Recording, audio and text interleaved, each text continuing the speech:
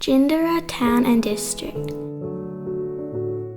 Jindera is 10 miles from Albury, in the centre of a rich pastoral and agriculture district. The land is occupied by farmers who combine agriculture, sheep breeding and dairying. Some of the farms are large, containing about 1,000 acres. The soil is suitable for fruit trees and vines, and many large vineyards and orchards are to be seen.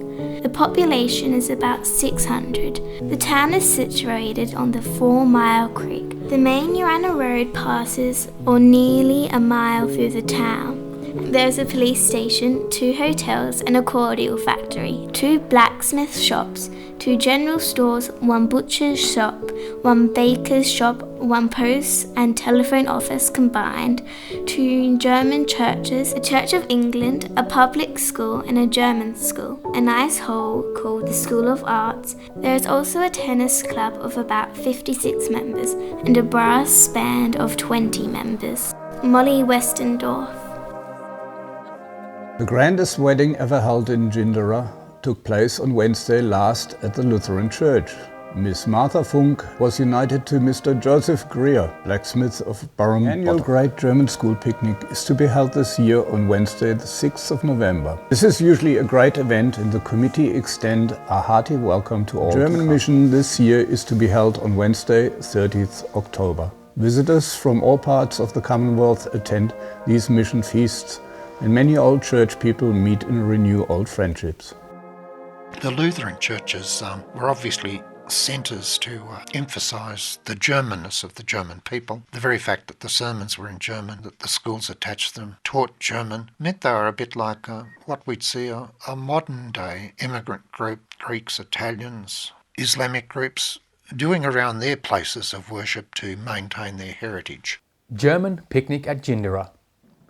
The German school picnic was held on Wednesday. The weather was of the very best.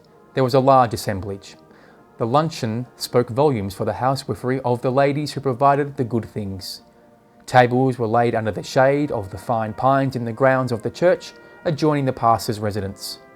During the forenoon, an examination of the children took place both in German and English subjects, and the proficiency in both tests reflected great credit on the teacher, Reverend Mr. Blaise. The last rain has conjured up a pleasant future prospect before the farmers and graziers, so all were out for a joyful holiday.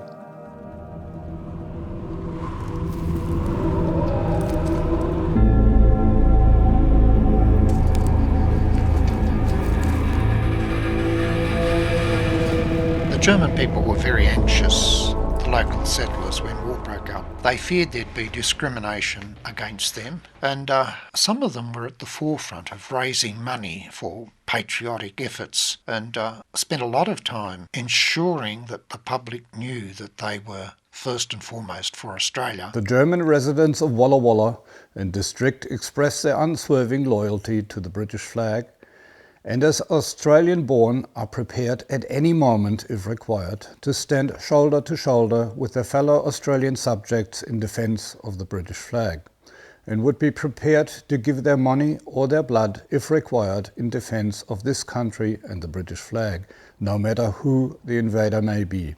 March 30, 1916.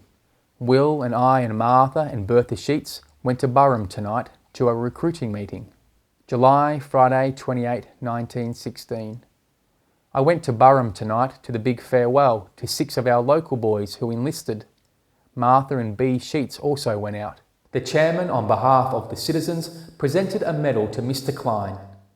He congratulated the young soldier for having answered the call of duty and for having voluntarily performed the highest task that the state expects of its citizens.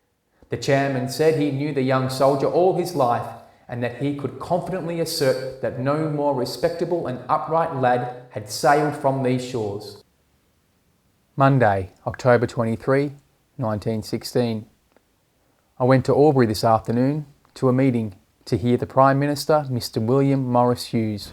The people of Australia are about to show the world what manner of men and women they are. They must declare that they stand loyally by the Empire and their kinsmen. I ask them to prove in this referendum whether they want to be their own masters or slaves. Saturday, 28th of October, 1916. Will and I doing odd jobs, marked 11 lambs, etc. Counted ewes and lambs, 371.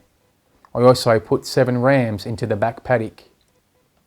We went voting this afternoon on the referendum. In the name of liberty, cast your votes in favour of the government's proposal.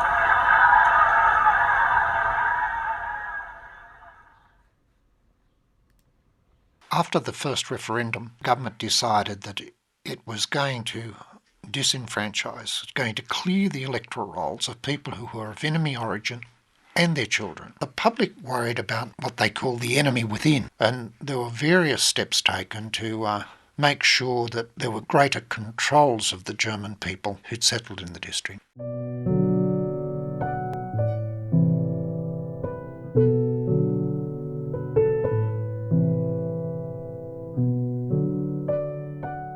Germans I have met. An appreciation.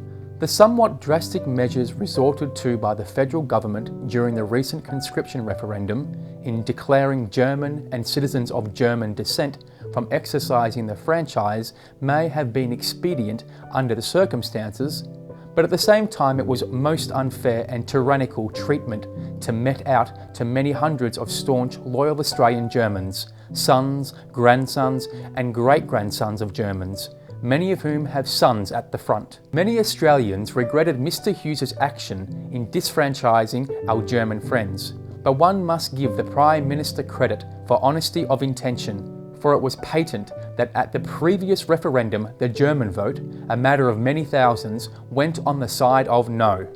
Therefore, as a means to an end, he was justified in the course he took. Considering we are at war with the Vaterland, we have been exceedingly lenient and forbearing to aliens of enemy origin in our midst.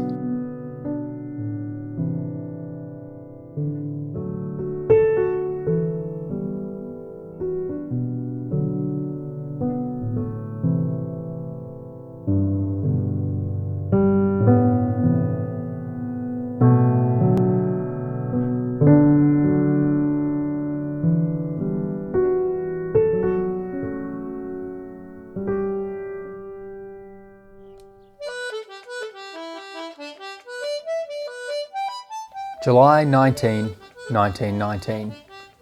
Peace celebrations today all over Australia. Will, Martha and I went to Jindera Sports today. We also stayed for the concert tonight.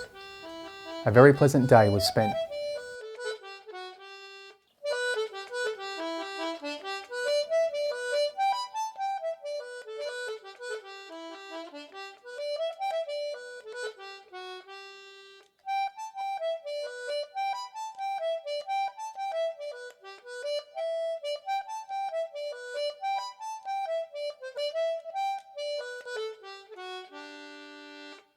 In the 1914-1918 war, it was a sad and trying time for all the German people, as there was a terrible bitter hatred among the people. Quite a few around Walla Walla were interned. They never knew why, but everyone was most careful of what they said and did, and still it happened. It was many years, even after peace was declared, that things got a bit more normal. It all seems rather strange now, with so many different nations all mixed together.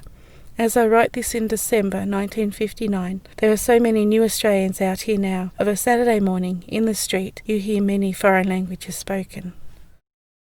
Nan didn't speak a lot of German, did she? No. It's interesting that she still taught you this German prayer.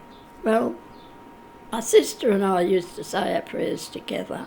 So, do you want to say the prayer? Liebe Gott, mach mir from Das ist und dir in Himmel komm. Amen.